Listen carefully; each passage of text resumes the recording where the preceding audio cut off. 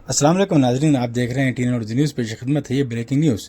दिल्ली की chief minister Rekha Gupta पर आज जन सुनवाई के दौरान उनकी ख़यामगाह पर एक शख्स ने उन पर हमला कर दिया और उनका सर पकड़कर टेबल पर मारने की कोशिश की, लेकिन इस हमले में वो महफूज रहीं और हमला आवर को गिरफ्तार कर लिया गया। आइए नाज़रीन, डालते हैं इस पर एक नज़र।